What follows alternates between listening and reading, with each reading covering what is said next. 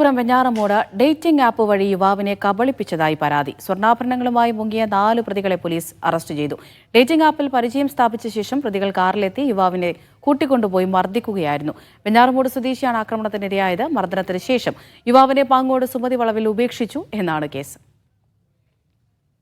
Grid app എന്ന് പറയുന്ന online app വഴി പരിചയപ്പെട്ട് യുവാവിനെ ഇപ്പോൾ ഈ ആപ്പ് ഡൗൺലോഡ് ചെയ്യുമ്പോൾ തന്നെ 10 കിലോമീറ്റർ പരിധിയിലുള്ള സമാന സ്വഭാവത്തിൽ ആപ്പ് ഡൗൺലോഡ് ചെയ്യുന്നവരുടെ വിവരങ്ങൾ ഈ ആപ്പിൽ കിട്ടും. അപ്പോൾ അങ്ങനെ പരസ്പരം ബന്ധപ്പെട്ട ശേഷം വെഞ്ഞാറമൂട് ആറ്റിങ്ങൽ റോഡിൽ മക്കുന്നൂർ എന്ന സ്ഥലത്ത് ഈ യുവാവെത്തി.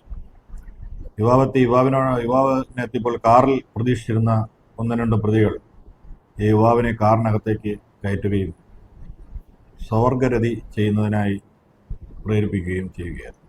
തുടർന്ന് 3-4 പ്രതികൾ സംഭവ സ്ഥലത്തേക്ക് വരികയും അപരിചിതരെ പോലെ കടന്നു വരികയും ഇത് കണ്ട് അവരോട് വളരെ മോശമായും റഫായും സംസാരിച്ചുകൊണ്ട് മറ്റവരും കൂടി കാറിൽ കയറി സംഭവ സ്ഥലത്തൊന്നും വിട്ട് 2 മണിക്കൂറോളം കാറിൽ ചുറ്റിച്ച് അയാളുടെ സ്വർണ്ണാഭരണങ്ങൾ അപഹരിച്ച് പാലോട് വനപ്രദേശത്ത് കൊണ്ടുവന്ന് ഇറക്കി വിടുകയുമായിരുന്നു.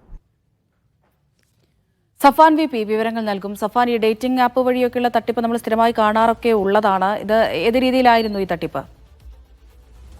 മടത്തറ സ്വദേശി മുഹമ്മദ് സൽമാൻ, കല്ലായിൽ സ്വദേശി സുധീർ, ചെതറ സ്വദേശി സജിത്ത്, കളത്തുപുഴക്കാരൻ സ്വദേശി ആഷിഖ് എന്നിവരാണ് പോലീസിന്റെ പിടിയിലായത്. പെൺകുട്ടിയാണെന്ന് തെറ്റിദ്ധരിപ്പിച്ച് ഈ യുവാവിനെ ചാറ്റ് ചെയ്തുകൊണ്ടിരിക്കുന്നത് ഈ 4 യുവാക്കളായിരുന്നു.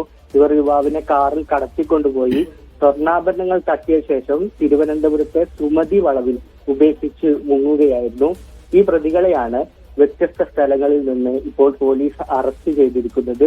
ഈ സംഭവം നടന്നു 7-ാം തീയതിയാണ് ഈ സംഭവം നടക്കുന്നത്. സംഭവം നടന്ന് 48 മണിക്കൂറിനകം തന്നെ ഈ പ്രതികളെ പിടികൂടാൻ കഴിഞ്ഞു എന്നുള്ളത് വലിയ കാര്യമാണ്. ഈ പോലീസ് പറയുന്ന അനുസരിച്ച് ഈ പ്രതികൾ മുമ്പും സമാനമായ കുറ്റകൃത്യത്തിൽ ഏർപ്പെട്ടിട്ടുണ്ട്.